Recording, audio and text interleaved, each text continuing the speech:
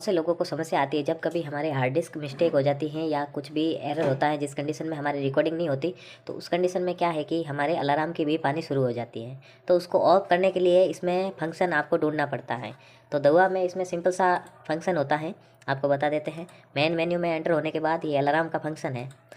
यहाँ पर ये बहुत सारे फंक्शन मिलेंगे आपको जाना है इसमें।